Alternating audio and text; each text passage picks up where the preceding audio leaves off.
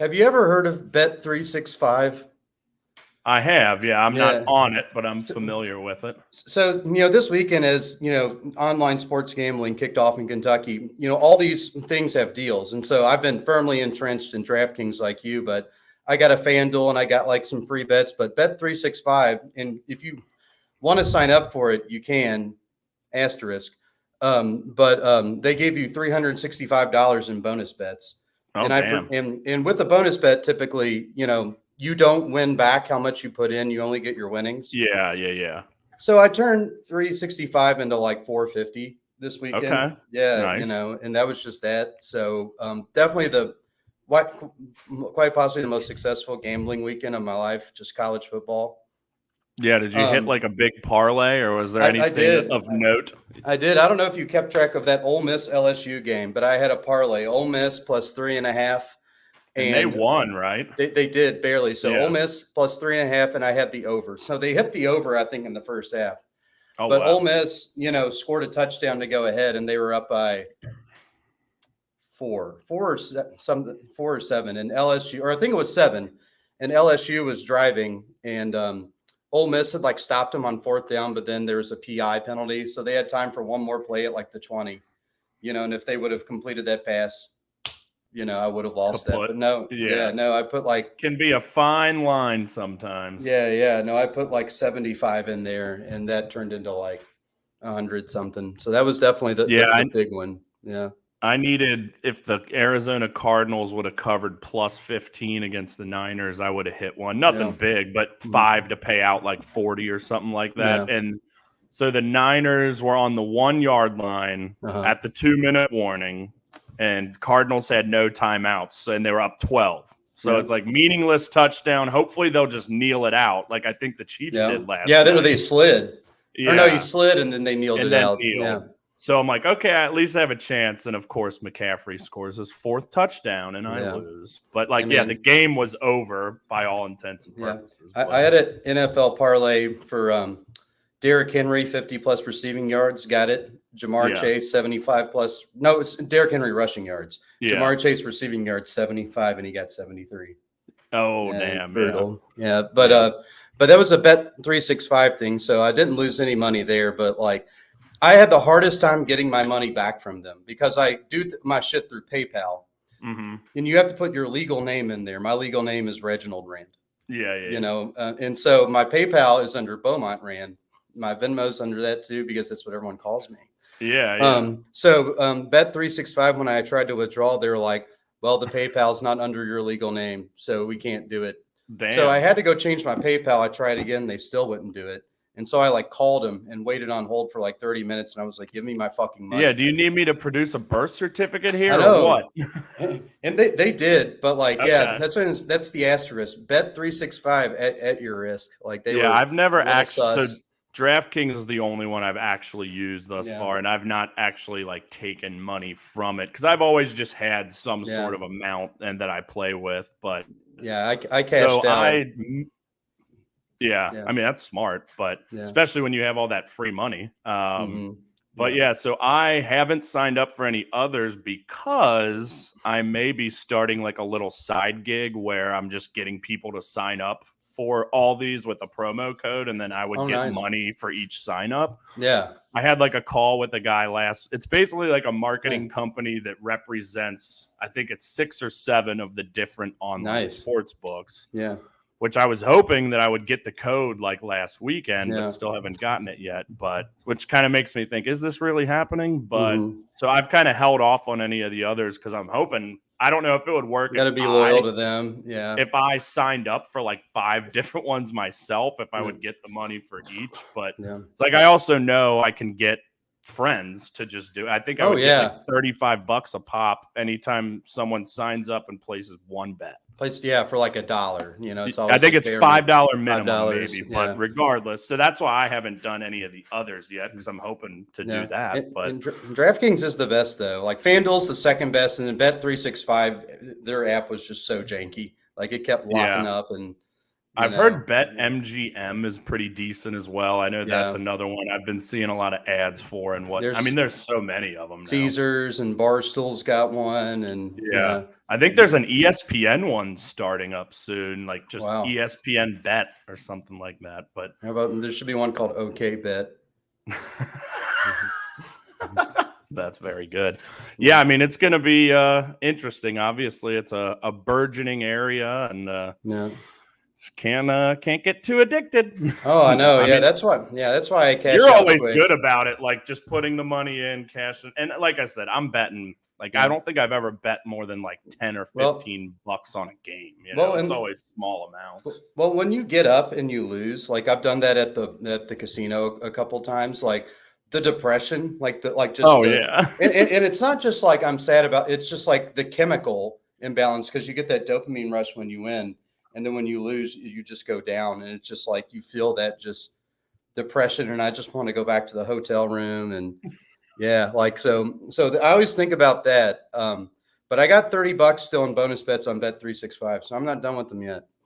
There you go. And when I do get my little promo code running, I'll let you know and see, because I think he said it's 6 or 7 different sports books that this company represents. I know FanDuel, DraftKings, BetMGM, I know is one of them, but I can't remember the others. So, anywho, that's that.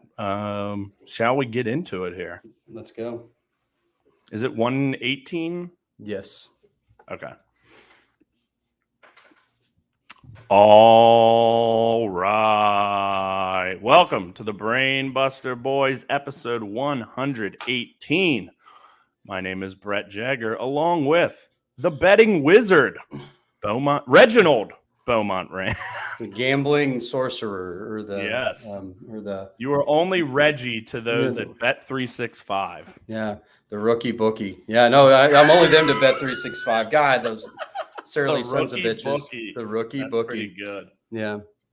Well, how are you, dog? It's been, I guess, we've had 2 weeks this time. I mean, I feel like it's been 3 a lot, but hey, we're here after 2, and got a hell of a pay-per-view to review, and maybe some good and then some very bad football talk to get into here from the onset. But yeah, how you doing, dog?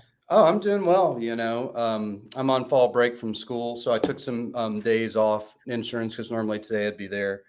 I'm still working a couple days, but just kind of enjoying time. Obviously I have this move where my roommate moved out, and now we've actually been cleaning. Teets has been in the other room cleaning still. Like I cleaned a good bit while watching WrestleDream.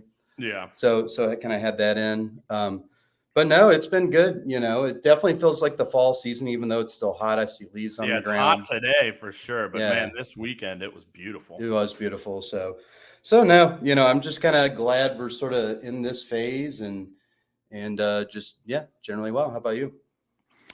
Yeah, not bad. I mean, this is week 3 back in Northern Kentucky, living in my parents' basement. Hey, I got a Wi-Fi extender hooked up from the last time we recorded, which was kind of a disaster. Close to fucking up either. Yeah, we recorded Phoenix Splash last week, and there was like just one short instance of like a buffer, but other than that, it's been pretty damn good. It's probably JCV's fault anyway. But yeah, I mean, other than that, just I've been DoorDashing, like I said, kind of just trying to find ways to make money for now and just starting to apply for things and meet with people and all that fun stuff. But overall, doing pretty well. Had a great weekend. Actually went out and watched the Louisville game as they skated by NC State. But hey, 5-0 there. And then was out for a while Friday night. And then went to the Mars Volta on Saturday. Oh, you did? Yeah, they were here on Friday. I knew a lot of people there. Got offered a ticket actually, but wanted to watch the game instead. So my buddy Stetter, who I believe you've met, his cousin works for the box office at the Brady Music Center, so he got free tickets as well. So me, Rich, and Dan went, and then his fiance and another friend, and it was great. I mean, that was like a bit. Stetter was the one that got me into them in high school, so like that's definitely like a high school band for me. Yeah, me too. Yeah, I remember that's when I mostly listened to him. Also, Stetter's wife loves to just appear. Yeah. That's our I'll look around, and Stetter's been around for like 10 minutes, and I'll look over, and she's like right by me. When similarly, they drove separate because he was up here the night before, and she was a little late, and then all of a sudden, whoop, popped in. There she is. Yeah, you look over and just boom. She has the power of teleportation. Yep, we had a great time, but before we get into the shitty Cincinnati Bengals, let's talk a little Louisville 5-0 football. I know you've certainly watched a lot more than me. You've been to a couple games. Yeah. This was really the first game I watched pretty much the whole thing. I got to the bar a little late, but it was a grind. It was ugly, but they got the win, and 5-0, ranked 25th, hosting Notre Dame this weekend. You know, not expecting them to win, but hey, it's a good spot to be in. But how you feeling about the Louisville Cards? Pretty great, honestly. I mean, even despite the struggles there, I think really the only mid part of our team is our quarterback. And even then, he's pretty streaky. And I mean, that one interception in the end zone was truly terrible. Yeah. But not all of those blunders have been his fault. And he also benefits because I think we have an NFL running back in Jawar Jordan and an NFL wide receiver in Jamari Thrash. But no, it was definitely a grinded out game.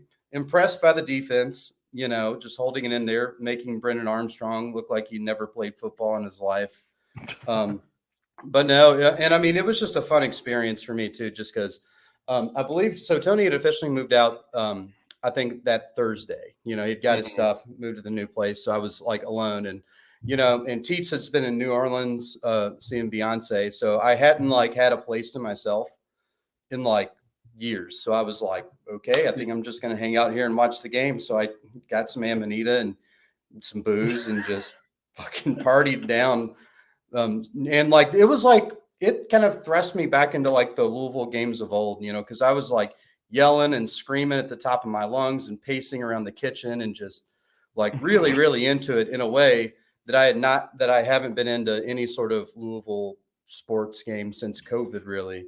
So that was really nice. And, that's just kind of, at least from a fan, my sort of takeaway from this whole experience. I know the game was kind of grinded out and, some, quite a few negatives to kind of come with it and positive conclusions about the team. But no, I think in general, I'm just glad the excitement's there. And I'm glad we get to have this week building up to the Notre Dame game, which I think is winnable. I don't expect us to win, but I think they're 6.5 point underdogs as of now. Right. And I mean, hell, I think we're just as good as Duke. I mean, not to shit on Duke. They look pretty good, but I mean, I would be remiss if Duke is 2 touchdowns better than us. Yeah. And they're still undefeated, right? No, they lost to Notre Dame this weekend at the very end. Okay. Yeah, they were the big game at the end. Hit a parlay with that one too. So nice. Yeah, I mean, cheered for an under, which was weird, but definitely got it. The under was under 52, and the final score is 21-14. So yeah. But yeah, Louisville sports in general just needed this. Start to the season, like you said, just some level of excitement. I mean, hell, they've already won more games than the basketball team did last year. Oh, yeah. And I mean, one game away from bowl eligibility. I mean, 8 wins is almost now the floor because Virginia is winless. Virginia Tech, I mean, they beat Pittsburgh this weekend, but they lost to Marshall, and, they're 1-4 or 2-3. And then Pitt is 1-4. Yeah. They lost to Scott. They lost to Scott. Yeah. So I told you I did win money on BYU Friday. Yeah. Because that game came on right after the Louisville game, and I'm like, BYU's an underdog at home. That's easy money. Take that. And it sure was. Why would you favor Scott? But yeah, that was where was I going with that there? But yeah, no, those games. Yeah, we should win that Pitt, Virginia Tech games. That's 8 wins. It's more, as many as Scott got counting the bowl game, but then still one of your big games. You got Notre Dame, Miami, Duke, Kentucky. I think you can I think you could maybe go 2-2 in those games. I'm not that would be pie in the sky, 10 wins. I'd say that's the ceiling. The ceiling. Yeah. I think we could probably go 1-3. In those games and wind up 9-3, which is a very successful season. We'll go to the Gator Bowl or the Pop-Tarts Bowl. It'll be sick. The Amanita Bowl. Oh man. Yeah. like I said, I don't really follow or watch too much college football in general anymore. But as long as they can not get blown out by Notre Dame, I think that's a good thing. And like you said, it's winnable. Less than a touchdown underdog. So crowd should be fired up. I presume. It's a biggest sellout game there in years, probably first sellout in years as well. So. Since Scott's first game, which also was against Notre Dame. Oh wow! So damn. Well, on the other side of the coin is the 1-3 and searching for answers. Cincinnati Bengals. Clearly, Joe Burrow is far from 100%. Very limited in what he's been able to do in terms of obviously moving around with the calf injury, and it's clearly affecting his throws. Hardly ever throwing the ball downfield. Obviously, they started 0-2.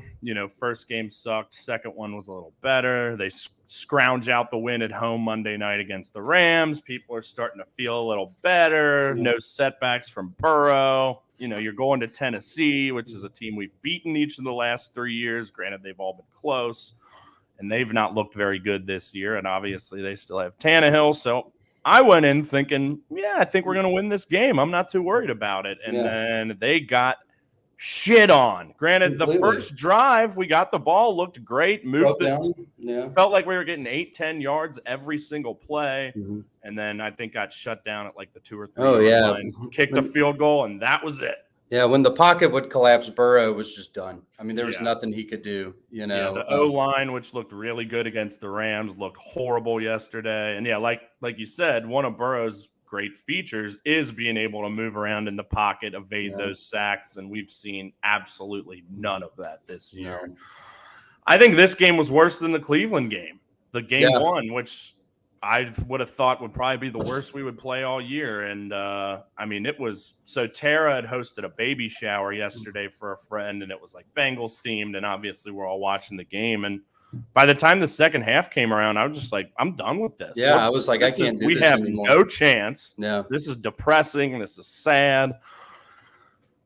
I'm not ready to write off the season yet. I mean, it's only 4 games. But... And there's a very clear reason why this is happening. Yeah. Or a major reason. Burrow's unhealthy. It's more than just that, though. Yeah. The defense, which is, carried us during the playoffs largely, again, looked really good against the Rams. Yeah. But other than that, have kind of looked like shit. And I don't know, man. I mean, I did see Zach Taylor said they're starting Burrow again Sunday, which is pretty surprising because I was thinking after that, it's like just the bye week is so we have 2 games before the bye. It's like just sit him.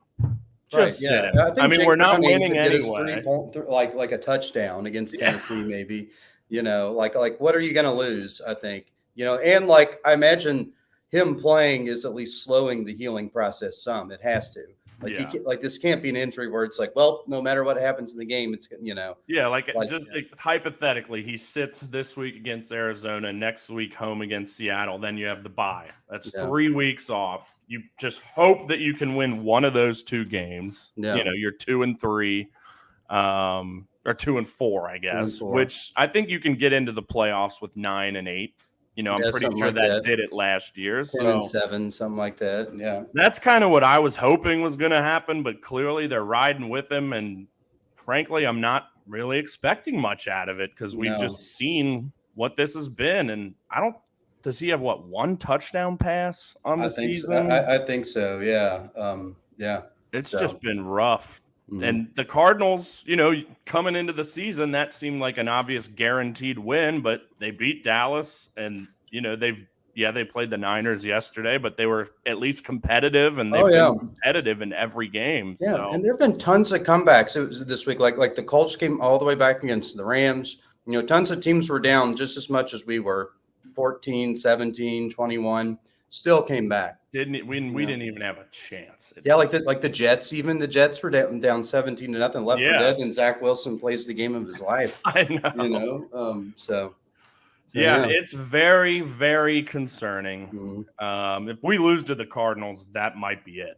Yeah, this is one of a very winnable game. Even like I said, even with everything it is the way it is. They still can win. I'm not going to say they are. Like I said, I'm not expecting too much difference here, but just kind of holding out hope. I mean, it just sucks because coming into this season, I mean, obviously Burrow got hurt. I think it was the second day of training camp. Yeah. And then obviously sat out the rest, and he signs the big contract days before the season. And, hindsight's 2020. He probably shouldn't have played from the get-go. But after all that, it's like, how do you not play the guy? But it's tough. I mean, I don't know. I mean, it's a shame with how great this team has been. The window, I'm not saying it's over after this year, but could be the last year they have T. Higgins, Awuzie, and Reeder on the defensive end. They've definitely signed, in addition to Burrow, Logan Wilson, Trey Hendrickson. So they're keeping some key pieces, but obviously not all these guys are going to be here forever. So, I better take advantage of it while it's here. But I think we're getting very close to a lost season. And again, like I said, just hoping we can beat Arizona and then go from it's truly week to week at this point. I mean, it's nice that they have an early bye, but like I said, it's going to be tough sledding out there. It is, yes.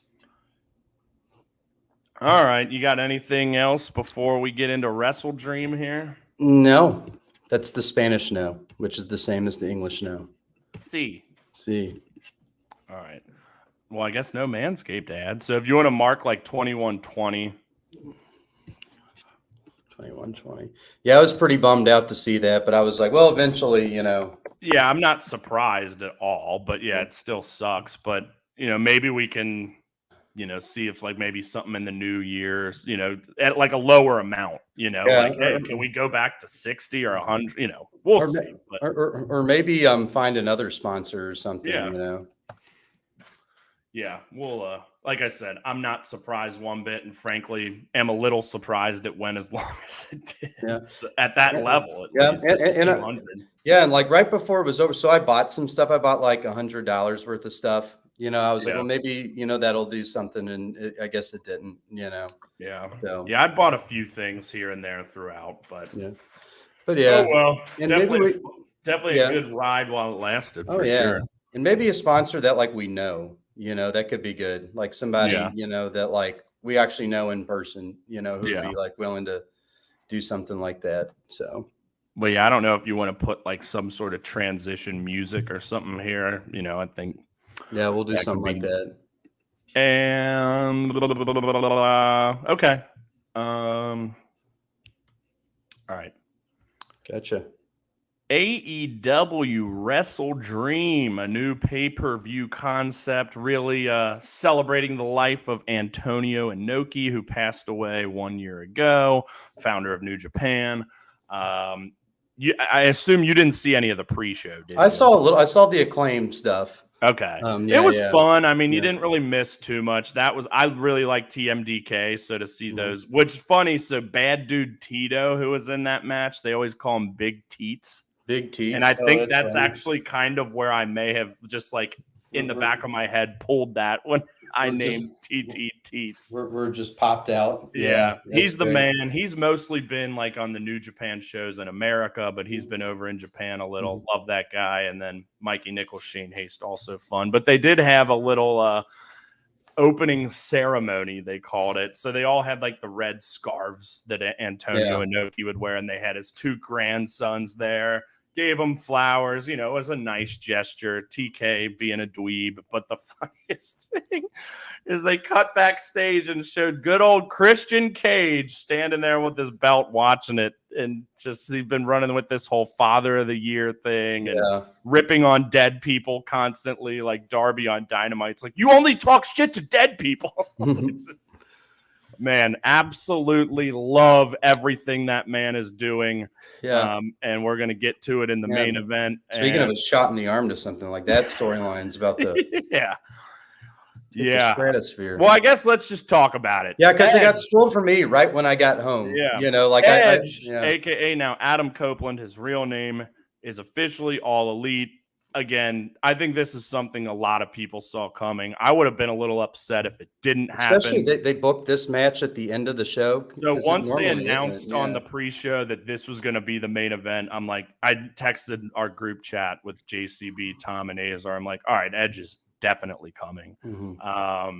which is very exciting. I've been a big fan of Edge since 1998. Love the guy. Fresh scenery. He basically said, I felt like WWE and I outgrew each other. There's new challenges here. He said he'd never been in the ring with Sting before, so obviously ending the show like that was probably cool for him. Samoa Joe was a name he'd mentioned that, they'd been together in WWE, never crossed paths. Claudio as well. And then he noted Kenny, a couple other names of guys like, I want to have matches with these guys. Right. So I'm pumped up. Part of me was hoping that he would come in as a heel and help Christian, because those two together is fucking magic. And especially with this Christian character. I mean, in like the early 2000s, when those guys were heels together, just had some of the funniest, greatest shit back then. But regardless, to see them feuding together is going to be a treat as well. But building toward a match between the two, of course. Yeah. So his first match they announced in the press conference after it's Dynamite Title Tuesday. How they have that every once in a while. He's wrestling Luchasaurus. So obviously he's with Christian. So I would assume we're going to be building towards an Edge. I'm just going to keep calling him Edge. Christian. Yeah, going to be hard not to. Is he going to go by Adam Copeland? Yeah. Really? Edge and Christian for the TNT title at Full Gear. Have to imagine that's where we're headed here. What's the synonym for Edge that he could go by? Precipice. Yeah, precipice. Go by this. What else? Border, boundary, extremity, fringe, margin. I'm reading side, lip, rim, brim. Brink, verge. Actually, that sounds very verge is close. Verge is very like and fringe. Yeah. Verge kind of has that wrestling that. I like lip. Or I liked what was the other one? Boundary versus Christian Cage. Yeah. But yeah, obviously this is the big story coming out of this. Very exciting. I assume we'll probably get some sort of 6-man tag at some point with Darby and Sting against Christian, Luchasaurus, and Nick Wayne, who shockingly turned in the main event. I thought that was very well done. That was pretty surprising. Had that been foregrounded? Yes, only in the sense that Christian has obviously been hitting on his mom all the time, mentioning that a lot, and basically saying, like, you need a father figure in your life because his dad is dead, and has reminded him of that over and over again. So. I couldn't tell whether his mom approved or disapproved, because she kind of had the shocked look, but I was like, okay, like I still kind of didn't. I think it was a disapprove. So like, because anytime they showed her, she was always just blank stare. And I even texted JCB. I'm like, she needs to be a better actor. But like when the turn happened, she was like, oh my God. Like, so it's just a little better. So I'm guessing she'll probably still, I mean, she's been coming to shows, sitting front row. Obviously that was in their home of Seattle, but she's been at Dynamites and other things. Christian, clearly, you know, he's mentioned wanting bikini pics of her and all this shit. I fucking love it. He's the man. So yeah, just overall, you had said before we started recording that this is perhaps your favorite AEW pay-per-view of the year, huh? Yeah, it just had the right mix between like good stuff in the ring and story. And I think a lot of the stories here were just good points, you know, like the Hangman swerve kind of thing. That was so good. Like that. What up, turd? Yeah, like that was really good. You know, like the Dan Callis stuff, you know, again was really good. Those guys like Kenny and them just keep taking L's in this. Yeah. Which I guess makes sense to just put these other guys over. But again, that's interesting. And then obviously Edge and Christian and how that is just kind of taking off. You know, didn't even mention the best match of the night. Well, then I was going to say your in-ring stuff, your FTR. Yeah, your FTR Aussie Open, and then your Danielson and Zack Sabre. You know, that was kind of again, and then having Moxley on commentary for that. So good for that. So the Wheeler good Yuta match. Yeah, you know, like very understated, but also really good. Oh my God. Not as much like like Chris he was Jericho pretty has. like. I'm not going to say calm. Yes. Understated. Not calm, but still like passionate and loud, but not over the top like Jericho could be. Right. And just cheering for his boys. Yeah. I mean, we'll get to it, you know, when we get more to that match. But yeah, I thought having Mox out there was a delight. Obviously, I assume he's not fully recovered from the concussion he suffered against Phoenix, Which did you end up? I know we didn't record last week. Did you watch Grand Slam? I watched some of it. I watched the first little bit, but yeah. Did you see that match? I did not. No. So basically, Phoenix dumped him on his head, but I think he had gotten like concussed even earlier in the match. Yeah. And basically, Rick Knox went for the 3 count, and Mox didn't kick out, and he didn't count 3. So it just looked really bad. Yeah. Clearly, there was I think Mox had probably tried to communicate, like, I'm going to lose. And I know he wasn't supposed. Was he unconscious? I assume he was not supposed to lose that match. I don't know exactly. But anyway, it was kind of a fucked finish, and Phoenix is now the international champ. So Mox obviously was not on this card. But give me all the Moxley on commentary you got, because I thought that was a real treat, along with Nigel McGuinness as well, who I love. But yeah, so I guess let's just start from the top here for the Ring of Honor World Tag Team Championships. MJF defeats the Righteous of Vincent and Dutch in a handicap match in 9 minutes, 35 seconds. So at the end of Grand Slam, Cole had run out to help MJF against Samoa Joe and fell off the ramp and shattered his ankle. 3 places, tore a bunch of ligaments. Awful. For a guy who had obviously what bad luck to have in that show. Over a year to come back and had been doing some great work in this storyline of late, of course. They'd had another very fun vignette on Dynamite on Wednesday where MJF teased turning on him. So that's kind of been where they'd been, is each guy like teasing the turn, never happening.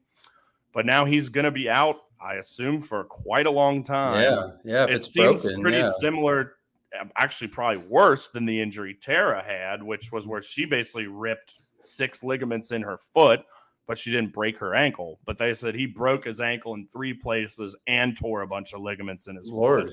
Oh my God. And I mean, obviously she's not an athlete, but she was 7 weeks of being completely immobile. Yeah. And then like 6 weeks in a boot.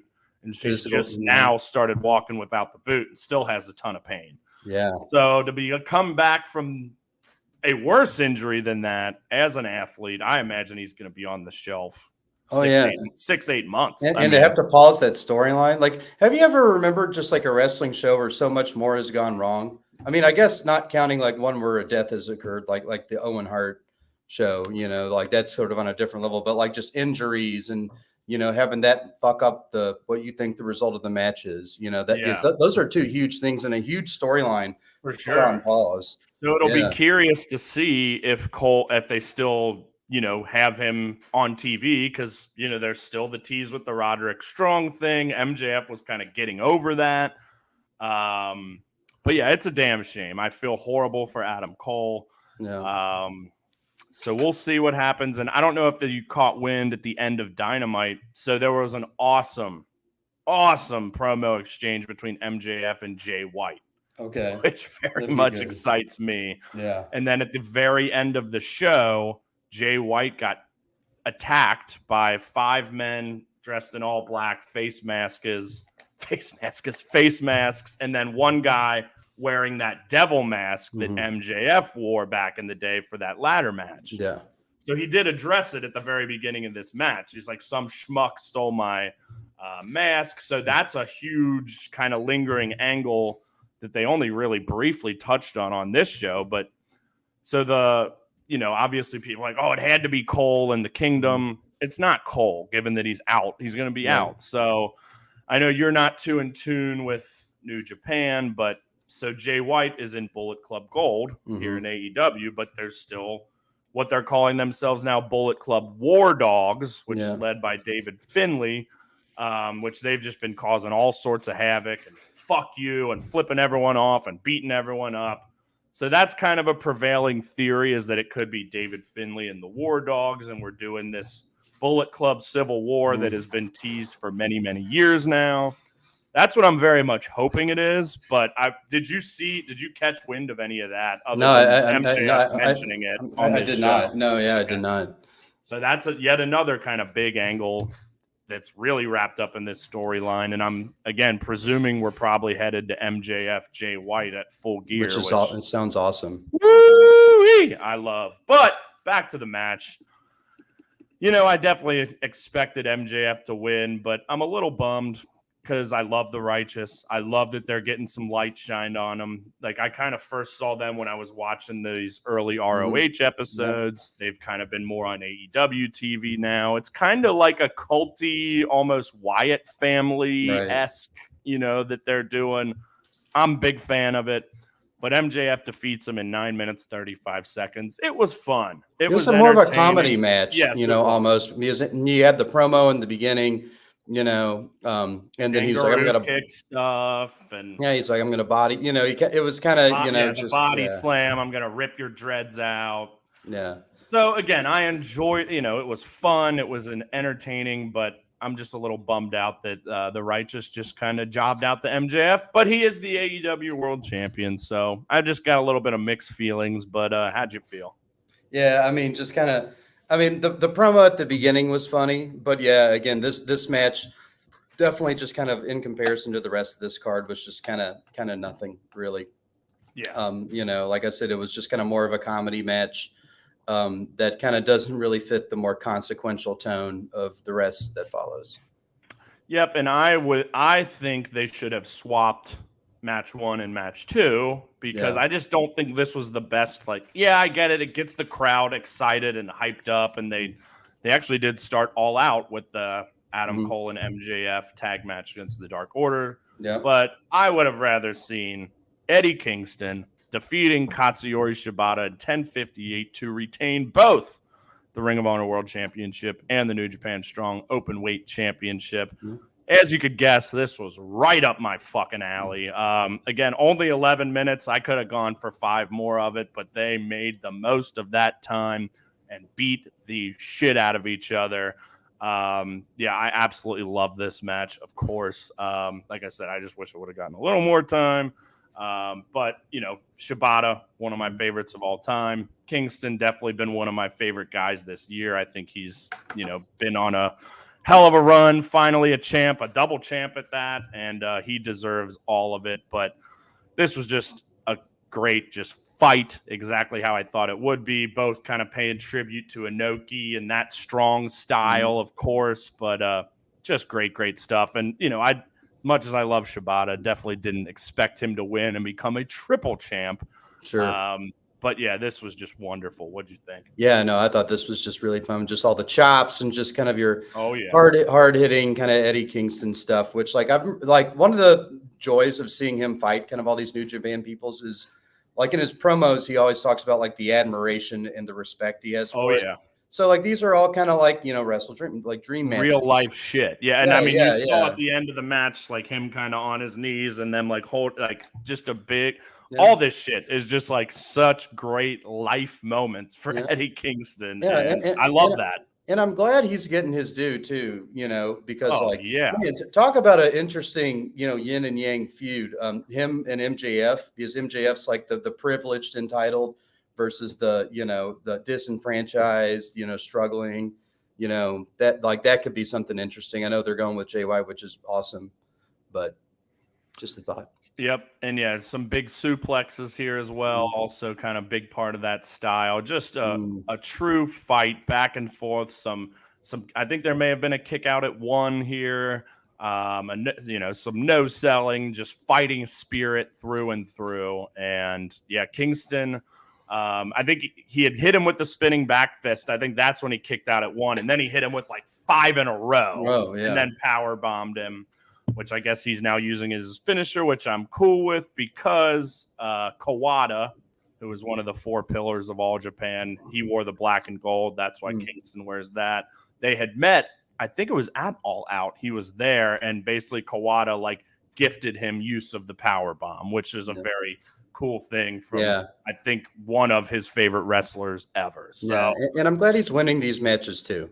Yeah. He needs to, win these matches and kind of just get on the up and up, And I think he's going to be winning for a while. Obviously, he's got 2 belts. He defended both here. I can't imagine they're all going to be for both. And one of them is a New Japan title as well. But I absolutely love it. And it's still always a treat to see Shibata wrestle after everything. So agreed. Good shit here. And a little bit of a surprise fun match here. Julia Hart's been on a nice little run. She's been getting a ton of TV wins. I think said she's been on like a 27 or 28 match winning streak over a year. But she falls into Chris Statlander for the TBS championship. Only 856, but man, they got the crowd going here. Julia Hart hit that moonsault. She has improved leaps and bounds and obviously has seized her opportunity here in the loss, but she still comes out looking great. Statlander continues her strong reign here, which you may have seen. Jade is officially with WWE. Yeah, I did. Yes. So that'll be something cool to monitor there. And congrats to her. Yeah, and I think Statlander's really taken that championship and made it her own.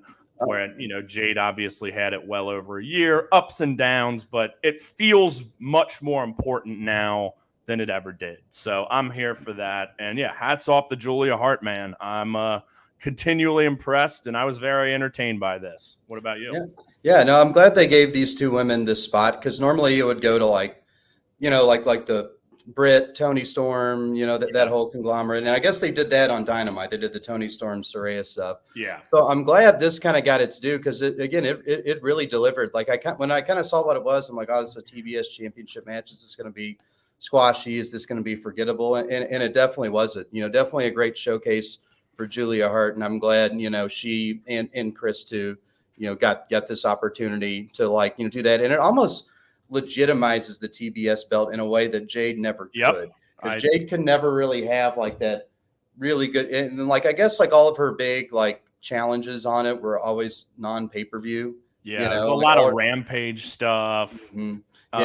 So this was definitely a big legitimizing force for both the TBS and TNT, though re-legitimizing for TNT. Yes, we will be getting into that, but it is nice that the TNT title feels prestigious again. And big night for Turner belts. Yeah, but we've certainly only got my father, Christian Cage, to thank for that. But yes, Statlander's had the belt 127 days and has defended it 12 times, which is a lot. Orange Cassidy-esque. It's been a lot of, so she wanted it Double or Nothing, a lot of Dynamite, Collision, one Rampage. So this was, and then All Out. So 2 pay-per-view matches and then a lot of Dynamite, Rampage, Collision. So, but she's active. Obviously, she'd been on the shelf multiple times over these past few years.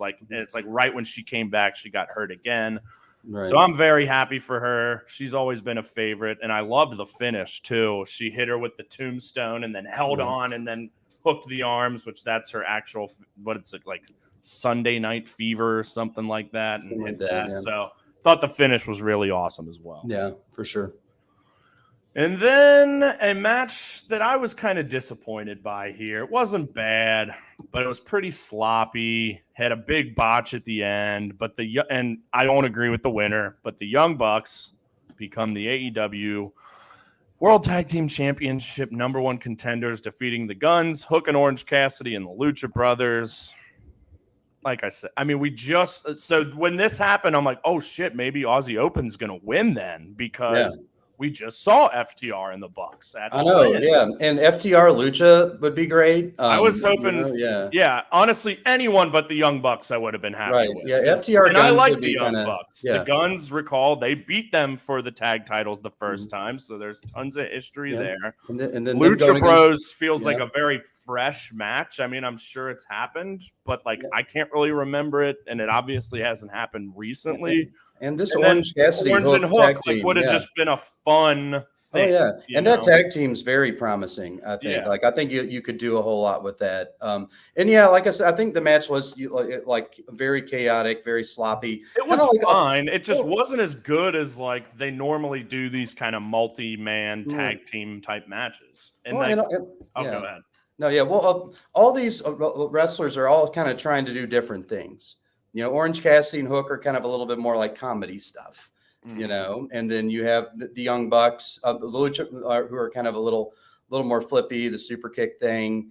And then you have Lucha Bros, very flippy, and then Guns are kind of more typical wrestlers. So it was all these kind of different styles thrown in a melting pot, and it was more like a suicide drink than beef stew. Yeah. Metaphorical city water. It definitely got better like the second half, when it just kind of got more chaotic and everyone doing moves and crazy this and that. But it just, as a whole, just didn't really connect with me too much. And like I said, I was disappointed by the winner. Nick Jackson, which I feel like he never really botches anything, botched that it was like a 619 kind of like twisting kick, and he fell, and that's what led to the finish right after that. So that definitely hurt it in my mind as well. But yeah, not a bad match. Like I said, probably like a 3.5 star match, but definitely not as good as I was hoping, and just let down by the winner.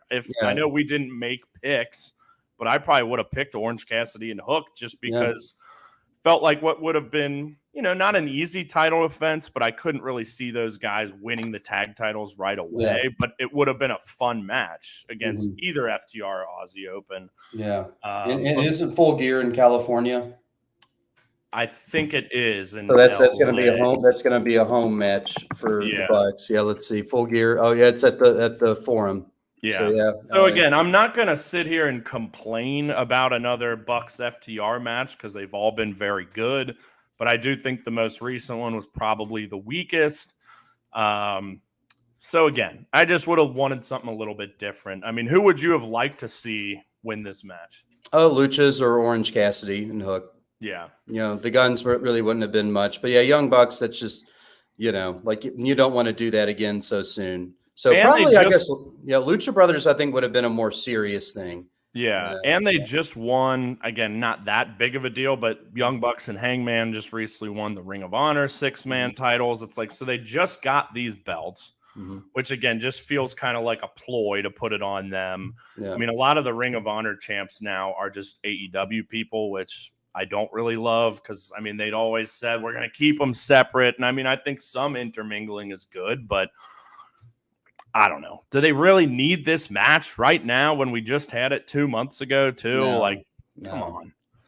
But anywho. But also if it's, a home match for the Bucks, a decent chance they'll take it off of them, and be what, 3 especially or 4 after champs? After losing the last time. Yeah, I think that would make them the first 3-time champs. So. Gotcha.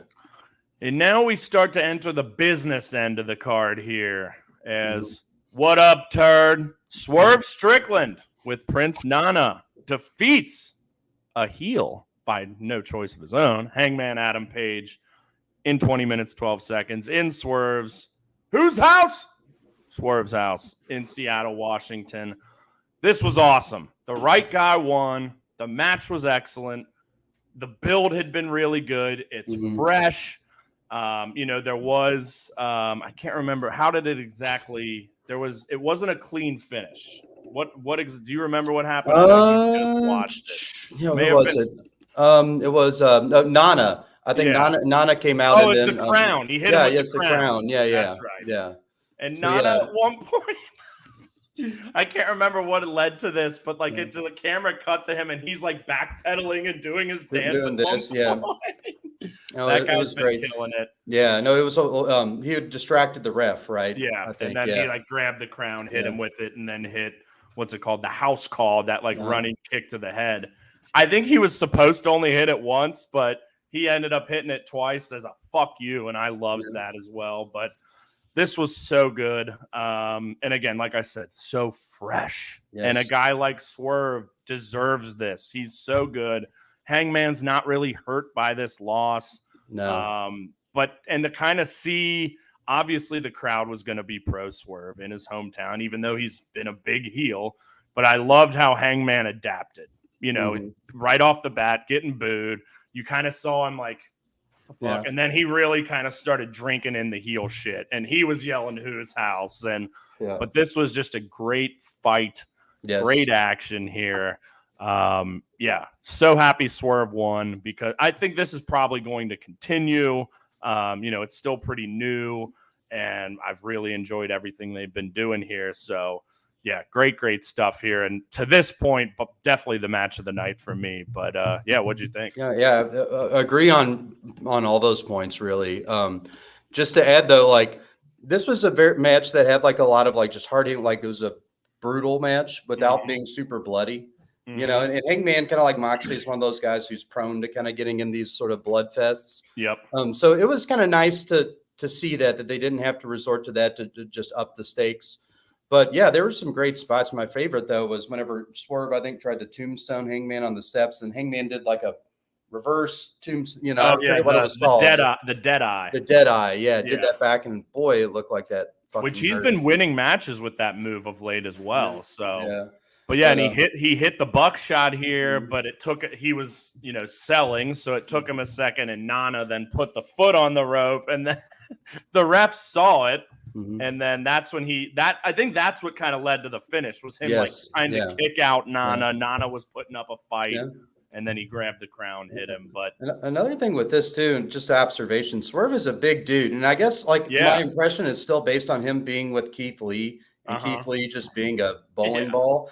But Swerve, kind of like seeing him by a Hangman, I'm like, good Lord, this is like a big WWE looking guy. Pretty much the same size, and he's definitely put on a lot of weight. He has, leaving WWE. Yeah, just bulk. Yes. But yeah, I would just like to see this continue and just see Swerve just get more opportunities. I think he's great. No doubt. Yeah, and I mean that's basically what his side of this feud was, is like, I want your spot. You've been handed everything, the golden child of the elite, the guy they pushed to the moon, which I think a lot is true, but I don't think Hangman would have gotten there if he wasn't so good either. Yeah, but he is good. Yeah. Heels are going to be heels. So, but that's just, you don't need much of a reason here. And that was good enough for me. It's like, hey, I'm better than you. Let me prove it. And he did cheat a little bit, but again, that's what heels do. Right. And Hangman's going to have a gripe, and I'm guessing it wouldn't shock me one bit if this turns into a trilogy, and probably the final being some sort of street fight, Texas Death, Last Man Standing, what have you. But I really, really hope Swerve ultimately comes out on top of this. And you know how much I love Hangman, of course, but I think, they need to start elevating new people to this main event picture. And I think Swerve is a perfect guy. Yeah, he's got much more to gain out of this than Hangman, and I think Hangman and his whole story to winning the title, I mean, I think, that's a really, really high. That's really, really like on the nose, nailed it kind of story, to where, whenever you want to elevate Hangman again, it can't be sort of that same stuff. It's got to be something a little bit different, a little bit more subversive. Maybe something happens with the elite, but yeah, Swerve just has much more just to kind of gain right now out of this. So yeah, I kind of hope, in this potential trilogy, he, stays on top. And it's kind of given Brian Cage a little bit more of a spotlight too, which is much deserved. I mean, we saw his match against Hangman here in Cincinnati a few weeks ago, which was really good. So that's another guy I would love to see getting more opportunity. Like, I want to see this whole Mogul Embassy, keep getting a lot. The Gates of Agony are really good too. They've been more Ring of Honor, Rampage-y type stuff, but now they're all kind of getting involved. And like I said, hats off to Prince Nana, always and forever. That guy is so entertaining. He's kind of like Stokely Hathaway, who's now become he's like an ROH board of directors. Gotcha. So he's more of like an authority figure than a manager. And I feel like Prince Nana has really kind of slid in and took just that kind of silly but also serious manager role. And obviously the dance thing, he's just killing it. So yeah, high marks here from me. I'm going 4.5 stars here, and then earlier I meant 4.25 on Kingston and Shibata. Yes, but yeah, awesome shit. Oh, and then after this match is when they showed Sean Kemp. Yes, they did show him. Still kind of looking the same, yeah. When they cut to him, they're like, the stars are out tonight. And I'm like, wait, who is? I recognize this guy. And they're like, Sean Kemp, which he was like my favorite player growing up. Yeah. Had the poster, had the jersey. Yeah. Obviously had about 1 trillion kids and was about 400 pounds for a while, but he looked pretty good. When he played for like the Cavs, like Cavaliers, got Sean real Kemp. Fat, yeah. Also, Vin Baker kind of had that same, because they replaced him with Vin Baker. Well, I think Vin Baker was like an alcoholic too. Yeah. Had some like problems. So. But good to see Sean Kemp there. And I texted Chris. So I'm like, this is more important than Taylor Swift being at the fucking Chiefs game. God damn. Which I don't want to say anything more about that. But okay, next, bit of a the popcorn type spot here. I mean, these guys were given 10 minutes, but for what it was, I enjoyed it. Ricky Starks defeats Wheeler Yuta, 9:53. Again, not the most like prominent spot on the card here, but for what it was, I thought they did a good job. And I think Ricky, needed to be the one that got the win. This was when Mox came out on commentary. He had done the Claudio match on the pre-show. And I love how he came out. He's like, yeah, I got fined for saying shit on the pre-show. And then he comes out and he's still just cussing, more so in the next match. But unbelievable. I did like how he was basically saying, like, after Wheeler lost and really talking up, all the training and kind of punishment that they've put him through. And he's like, look, we're not worried about Wheeler Yuta losing matches today because we're building him for 2, 3, 4, 5 years down the line. Yeah. But obviously he's been really, really good, but not as good as Ricky Starks, who's that's the booking reality of it. Who's kind of slid into that CM Punk role on Collision as kind of like the top heel. I think Edge will certainly, I saw a headline saying that he's here to kind of fill the gaps left by CM Punk, which makes sense. He's obviously a huge star, legend, been around forever, and can still go. Because that's the thing with he and Christian both, is they're both 49, but both of them had like 10 years off due to like concussions and injuries. So like they've just got a lot more mileage left on their bodies than guys that have been going nonstop. So that's true. But yeah, nothing really too noteworthy out of this match. Again, it was just solid action between two really young up and coming guys here. And I think the right guy went over. Yeah, no, I agree. Just a pretty, solid match, just kind of what you would expect, especially with Ricky Starks kind of winning. Mox on commentary really kind of gave it some juice, but yeah, popcorn, like you said. Got a big Bill appearance, which is always nice. He was looking mean out there and determined. And now we enter the dream match, which is a term that gets thrown around way too much, but this was one. And boy, did it deliver. And I just rewatched it, and I'm confirming I'm going 5 stars here. Bryan Danielson defeats, and I'm wearing my shirt too, the old shirt. Yes. Defeats Zack Sabre Jr. 23 minutes, 12 seconds in what they were billing as 2 of the 2 best technical wrestlers in the world. And man, this lived up to it. It was outstanding. And so Sabre had a quote today. Since Bryan didn't submit him, he beat him with like 2 running knees. He's like, you chickened out. You didn't even tap me out. This is bullshit. So he basically called for another match on his home turf. He's like, we can do it in England. We can do it in Japan. I don't care. But you chickened out. You didn't tap me out. This is bullshit. And even Nigel McGuinness said it right away on commentary after. Yeah. He's like, I can't remember what he said, but basically those same things. But man, from the bell, it was a piece of art. It was beautiful. And again, Mox on commentary just added so much to this. And Nigel as well, who has tons of history with Bryan Danielson back in Ring of Honor. Those two have had some of the best matches ever together in like the mid 2000s. But man, like I said, just from the moment the bell rang, I was locked the fuck in. This did not let up for 1 second. It was a battle of who can top who. And a lot of times it was a stalemate. You had the surfboard type submissions they both did. I loved when they were kind of like, however the hell they got the like head standing next to each other and looking each other in the eyes. Sabre, of course, brutally working Bryan's right arm that he recently broke. And Danielson, just as he does, just fights and fights. And just what an incredible salesman he is. Sabre just did not let up one bit. They struck a lot.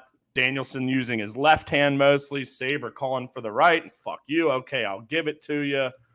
And like I said, there was one moment where Moxley was just losing. And he's like, these counters, this is crazy. Like, just absolutely loving it. I love the moment where he was, Sabre had him in like the Kimura lock, one of many, many arm submissions he did. And Nigel's like, that's it. His career's over. Tap him out right now. And that's when Moxley took the headset off. He's like, fuck this guy. And he had said shit a couple times. And right at the end of the match, he's like, holy shit. Holy shit. Holy shit. But yeah, man, can't take a breath during this one, can't look away or you might miss something. But this, like I said, piece of art. It was fucking beautiful. And personally, I wanted to see Zack Sabre Jr. win, but I thought Danielson would definitely win in his hometown area. Yeah. And clearly he's already asked for a rematch. But man, this was awesome. Your thoughts? Yeah, one of my favorite things about it was I love how it took a long time to get to the actual first strike. It was just all grippy and pulley and like. And they mentioned that too. I think Mox even says I think that's the first strike of the match. It was probably 10 minutes, more than 10 minutes in. Yeah, and the fact that it took long to get to that, and you could just tell, just the story of it was just in the straining and the stretching, and and also it's a relatable pain, especially when they start doing this finger stuff. Because when I was a kid, joint manipulation. Yeah, like wrestling around, people always messing with your fingers and how hard that would hurt. Yeah, so. It had That's a Pete Dunne or Butch classic there. Yeah. And, I kind of do agree with Zack Sabre Jr. I wish the ending was kind of a little bit more submission based, but I guess that leaves just more. Yeah, it kind of leaves it open perfectly. Yeah. It's giving him a reason for the rematch. Yeah, which I'm called him a dickhead. It's a dickhead. which I'm glad it did. And I'm kind of glad. And it was kind of a little surprising, he kind of ended with that what was it, the running knee, the psycho knee. Well, he hit him with the first one and he kicked out, and then he got it right again after. But it was so good. Yeah, it was really something. Like I said, it was just kind of one of those things where if you told me kind of what it was like describing it without seeing it, but yeah, it's just the drama, and I think this is helped out by the production team too, just with the stretching and strain, and just the angles that you see, the angles that you see, the holds and people's reactions to it, and just showing the pain on their face. That's kind of where all that is, and it's Danielson's as good as anybody on both sides of that coin of stretching the guy out, and his selling ability was second to none in this match. And not taking anything away from Sabre, I think he's still really good at the selling aspect of things, but he's so much better when he's on offense. Yes. Because how easily he can just switch these submissions so quickly. And there's series of just rolling counters of who's going to get on top here was a lot of what this battle was. And I said, this is pure art is what this was. And I loved every second of it. Some big kicks as well. I mean, both guys hit some big kicks throughout, but this was just fucking beautiful. And I cannot wait till round 2, whether that be Wrestle Kingdom. See, that's the thing. Now Danielson's got rematches with 2 top New Japan guys, Okada and Zack Sabre Jr. Got to think one of those 2 happens at Wrestle Kingdom, which is January 4th, biggest New Japan show. Sabre's also wrestling. Oh shit, that happened yesterday. I think it was New Japan's Royal Quest, which is in England. They've done a show there each of the 3 years. He was fighting Ospreay in the main event, so back-to-back huge matches for him. Or no, that's in 2 weeks. I'm sorry, I got the date back.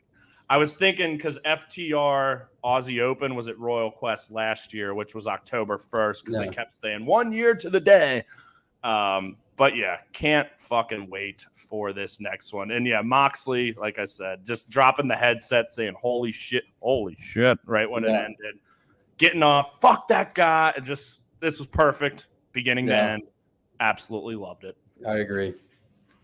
And then really the hit from this point on, the hits just keep coming. Next we have this Final Four run is as good as any at any AEW pay-per-view. I feel so I will say these next 2 matches slightly under-delivered for me, but that doesn't mean they're still not really good matches. That's just how high my expectations were. Yeah, and just with the personnel involved in them. Yeah. So Don Callis' family of Takeshita, Sammy, and Ospreay defeat Chris Jericho, Kenny Omega, and Kota Ibushi, 22 minutes, 10 seconds.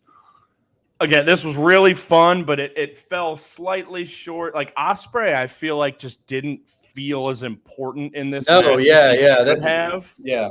That's that sort of one takeaway. That was less connected to the story, Yeah, which I understand.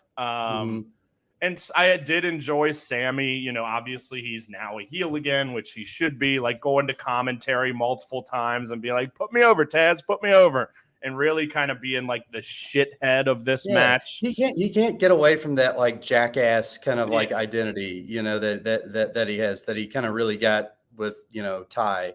Yeah. You know, like I would like to honestly see something a little bit more serious with Sammy sometimes, you know, because I think he's like good enough to like be that versus like be someone who's like easy to hate or ridicule or something like that.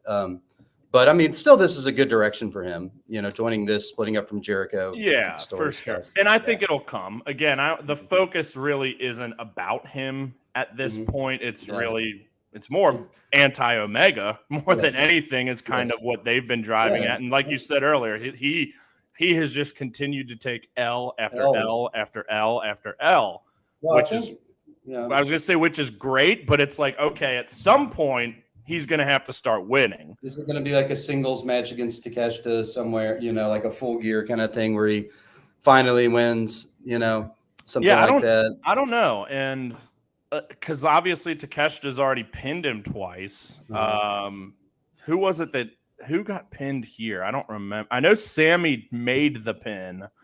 I think, it was Jericho. It was on Jericho, which of course makes sense there too.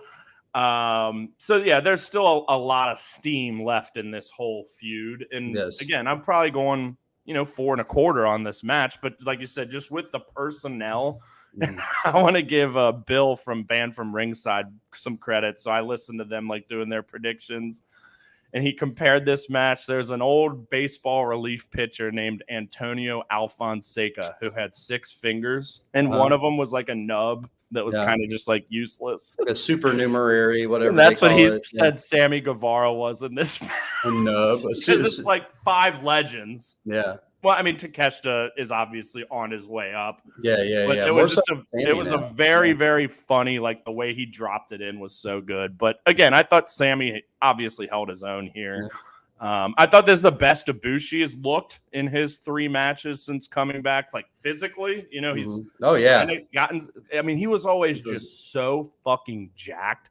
He hadn't wrestled in a year and a half. It's going to take time, but he was looking a little more shredded. Yeah, now a little bit more himself. Yeah. Like he's still honestly probably like 75% of what he was at his best, and we may never see that again. But as a guy who was literally my favorite wrestler in the world for like 2-3 years and was gone for so long, it's nice to see him continually shaking the rust off. He had some nice hard kicks and strikes in this match, some good suplexes as well.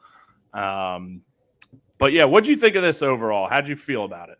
I thought it was like for being like a match with like a lot of people in it, it was definitely a step up over the Young Bucks thing. Oh, definitely. Definitely a little bit better, like blocked and easier to understand. I thought it was like, I really like this story, like the whole Don Callis turning on Kenny Omega and the elevation of Takeshita. Callis has been so good. Yeah. So I think that alone was enough to make it really good for me. You have the Jericho and Sammy stuff sprinkled in. Yeah. I think, just involving Ospreay more, or just putting him in a match where his talents can be utilized, more. I mean, obviously you've seen him within the scope of AEW, but he just had a match with Yota Tsuji, who's like one of the young up and coming New Japan guys, who's already one of the best wrestlers in the world. It's fucking crazy. Yeah. Those 2 guys had a 5-star match last week. Ospreay has just been a level above everybody. That includes Okada, Omega, Danielson, you name them all this year. He is a step above. And again, he didn't feel like an afterthought here by any means. And they started with he and Kenny, which was obviously great. Those 2 mixed it up a lot. But like I said earlier, like you said, just more involvement from him would have been nice. Because, he did hit that obvious, like so quickly, his spinning sky twister, moonsault to the outside, like out of nowhere, which was great. But, that Takeshita truly is the guy here. We've talked about it. He's going to be AEW World Champ this year. At some point in the next couple years. He's been built up perfectly. He looks so great every time. I did love, it took a while for Ibushi to get tagged in. He'd done a few like jumps outside and whatnot.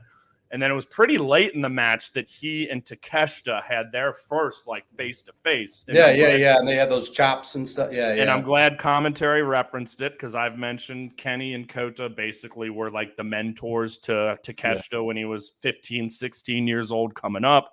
So tons of history there. And I love that they made like a moment out of that. And then, they just started trading fucking hard elbows. Yeah. Nobody does that better than Takeshita these days.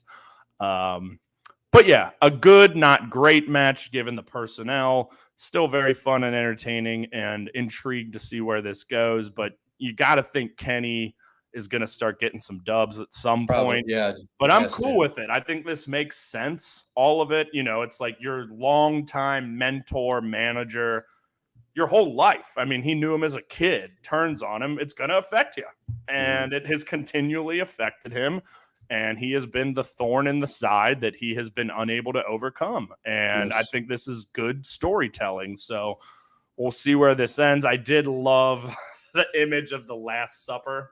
Oh, yeah. I like that too. During the dun, which was weird. I thought Ospreay. See, that's another thing. Ospreay should have gotten his own entrance. Yeah. Like, he is too big of a star and the best wrestler in the world to be coming out to as funny as it is, it's like, give the guy a spotlight. And he might, JCB, everyone and their brother expects him to sign full-time with AEW next year. Like, It's no secret his New Japan contract is up, I think, in February. He's been heavily involved in AEW. I mean, I would rather he stay in New Japan, but the writing's on the wall. It's like, start elevating this guy to where he should be. But that's my biggest gripe from this match. And, a little sloppy at points, but like I said, still very, very entertaining. Yes. And so this is what's typically kind of the popcorn spot on the show, but there was not any of that here late. We had FTR defeating Aussie Open, 20 minutes, 26 seconds. Great match. It took some time to get going, but once they kicked it into gear, this was awesome. I think it was the crowd was a little down because, again, this is a spot where you're used to, like, I got to go take a piss. I got to get a beer for the main event. So I think it took some time for them to really get the crowd involved, but the work was outstanding. I mean, these are, without a doubt, maybe the two best tag teams in the world right now. Aussie Open really hasn't gotten to show it a ton in AEW, but man, if you would have seen some of what they were doing, like end of last year, early this year in New Japan before they came over, they're incredible. It's a shame that Mark Davis broke his arm during this match, which you could tell. Commentary referenced it. It's like it was just dangling, and he was still going. Because that's another guy who has missed over a year for an ACL tear. Missed some time again earlier this year. So it's a shame. But what it does open up is Kyle Fletcher, hopefully to have a singles run, because that guy is fucking awesome. Yeah, they're great. Yeah, and he is somehow 6'5" now. He doesn't stop growing, like, for real. How old is he? 24, I think. 24. Wow. He's dating Sky Blue. Wow. This guy's doing pretty well for himself. But like I said, I feel like it took a little bit to get. All four of these last matches got over 20 minutes, which the earlier ones were all kind of shorter, other than the Hangman Swerve. So, I think this could have benefited from going 15 minutes and really just fucking going right balls to the wall from the get-go. But like I said, great work here from two of the best tag teams in the world. Admittedly, after the Young Bucks win, like I said, I was really thinking and hoping that Aussie Open would win. Nothing against FTR, but it's like I just said, we need to legitimize these guys to the AEW audience. Because 2 months ago, or a month and a half ago, they were jobbing out to MJF and Adam Cole on the pre-show in what was a true comedy match. Yes. And if you were like, that kind of pissed me off at the time. It got I was trying to remember when it was. 6.5 minutes and kangaroo kick bullshit, which is funny. But again, it's like these guys are too good for that shit. Yeah. So, Tony Khan, watch the tape from New Japan to see what these guys are capable of. And we saw a lot of it here, of course, like I said. But, Yeah, I know. It seems like you may be even a little bit higher on it than me, but yeah, what are your thoughts here? I was, because FTR's style to me just sort of always sort of takes a little bit. There's sort of that more slow, like scoping it out kind of thing. But once you get to the end, you just kind of get like all the big moves after big moves and suplexes and just kind of that more like the best of that more grounded style. So I kind of accept that as sort of a function of an FTR match. Like it's more slow building and grounded, and it's not going to be just bouncing off the ropes and in the air. So yeah, that's kind of why I was more into it. And, for me, this was also a big showcase for Aussie Open too, just because I hadn't really seen much of them outside of that job out that they did on the pre-show. Yeah. And this was just, spectacular. I was very, very just kind of impressed with how they were able just to go toe to toe with them. They're so good at the double team moves, different from the Bucks, who's obviously more like flash and flying, but just like the power double team type moves they do are so good. And FTR is kind of like that too. I feel like, big rigs, stuff like that. And I mean, that just, boils down to things like body type and stuff like that. Well, it makes you realize how much bigger both Aussie Open guys are than them. Oh yeah, than Cash and Dax, which they're probably like in the 5'11" range. They're short but stout, obviously. But Fletcher's 6'5", wiry, not a small dude, and Dump Truck Davis is probably 6'2" and just a fucking man. Yeah. But yeah, like I said, still a very good match. Disappointed slightly by not. I just wanted the Young Bucks not to win. Yeah, so I do too, and kind of whatever result kind of. Unless it was Aussie Open here, that would have made a little bit more sense to me. And I think they maybe had one match sometime last year. I honestly can't remember, but anywho, let's slide into the main event. Let's slide in, which was awesome. Yeah.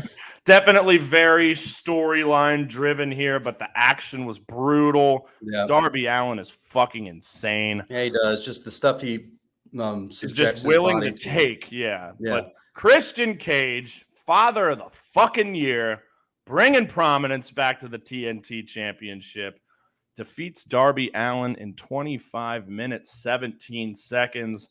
With the help of one Nick Wayne, which again, we talked about earlier, the writing was kind of on the wall. I still didn't really see it happening here. But as soon as the ref went down, I even texted JCB. I'm like, here we go. I was thinking Edge was coming out then to help Christian get the win. So that's why with another ref, and I also I was thrown off because I'm like, oh fuck, Nick Wayne, like that was. The execution was great. And I liked how this ended with the how Christian just grabbed Bryce Warrensburg's pants and like pulled him over, and then which is different than the usual ref spots. Some interesting spots though that I liked. That stretcher spot with Darby. Oh, dude, I fucking loved that. Has anyone ever done that before? Like in big time, like televised wrestling. I can't remember a spot like that. It took him a while, but it was so good because he took that insane bump onto the steps, like the second bump onto the steps, and that second one was fucking brutal. Like he literally just threw him onto there and bonk. Yes. And medical's coming out, and all the while Christian's just fucking ripping up the ring. Yeah, which is great. Going just all around, just ripping it up, and they're tending to Darby. Commentary's like, this match is over. Like, that's what they're saying. Like, this is done. And Christian's just cutting the ring. Just more and more and more. I'm dying. And then all of a sudden he climbs up and I am dying laughing. Oh, man. This guy is on fire right now. Yeah, hits the frog splash onto Darby on the stretcher. And then they come in. The ring's obviously all torn to shit. Christian getting in Nick Wayne's mom's face multiple times throughout this match. He of course comes down at the end. I guess he showed like Nick Wayne's mom's the belt. God, I can't talk. Nick Wayne's mom the belt first, and then Nick stole the belt, and that's like, oh shit. And then again, the camera angle I thought was perfect here. And kudos to him. Like I said, the execution was great. I did not see this coming right then and there in that moment, and he just fucking clocked Darby. Yes. And then Christian said something to him real quick, and then like you said, rips the ref back in, hits the 3 count on the wood, and what a brutal, awesome. good story match. Good story match. Like a story match, in ring stuff, like good spots for a story match, and it didn't, at the outset try to be like a good, like FTR wrestling match or something like that. It wanted to be a story match the whole time. This was never going to be about work rate. It was it was going to be a fight. There's a lot of bad blood here, no doubt. And Darby had pinned Christian twice. But and then of course, post-match, fast forward, it was Christian, Nick Wayne, and Luchasaurus started kind of beating down Darby. Sting comes out to no music, which I thought was weird. He just, like, you see up the aisle someone come out, and I'm like, no way, that's fucking Edge. And it's Sting, and he kind of just saunters his ass down to the ring. And I can't remember, did they, like, I know you just watched, did they beat him up at all, or did Edge kind of come out? They did. Like Sting kind of like got his hits in, and then they got it to a point where he was down on the ground. And and then Nick they had Wayne, the concerto ready. Yeah, they were kicking him. They were going to do the concerto. Then out comes Edge. Yes, which to his WWE music as well, which I thought was pretty cool. They changed the very beginning. The "You Think You Know Me" part sounded a little bit different, but other than that, it was the same song. Lights went out. He's of course fucking fired up. A great moment in AEW here. I mean, similar to like All Out 2021 with you had Cole and Danielson coming at the very end. This one definitely less shocking. Like I said, I think a lot of people were expecting this, especially when they announced it as the main event. But we talked a lot about it earlier. I'm excited. He grabbed that. I texted JCB. I'm like, take the chair, Adam. Take the chair. But once he got down there and I'm like, he's not joining Christian here. Right. Yeah. And I mean, Edge, he's been a baby face in WWE since he came back.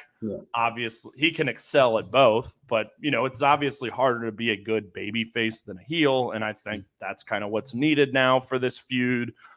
Which will now shift from Edge or Darby and Christian to Christian and Edge, which is awesome, and I can't wait. But again, like I said earlier, just the thought of those two healing it up together in this current landscape, and it may happen one day, Sure. He did say in the press conference that he's here full time. He's going to be out there every week until he can't go anymore. So, again, this is not just Edge is going to kind of show up whenever he wants. He's going to be there. Wow. And this is fresh, exciting. And Christian and he, like, they grew up together. They've been best friends their whole life. So it's like, why not end your career having some fun over here with your boy? And like you said, new challenges, new opponents, new audience.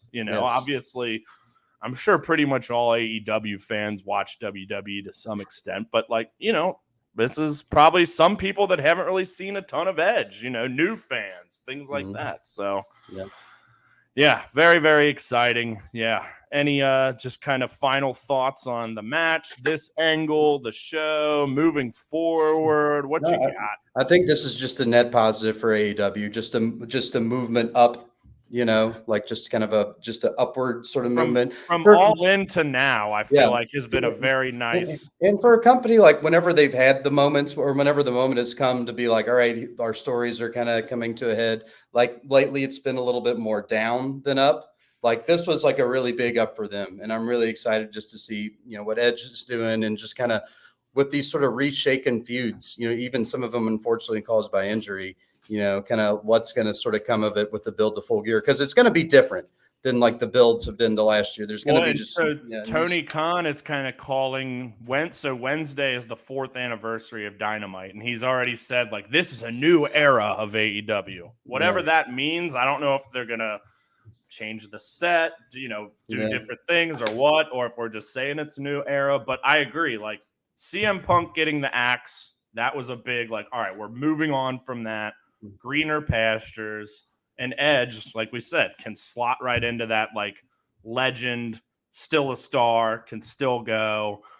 I mean, he's as big of a name as CM Punk as far as I'm concerned, without all the bullshit, and just a good guy that really cares. And he had also said like, I'll help anyone out. My door is open, which CM Punk did as well, but that is not true.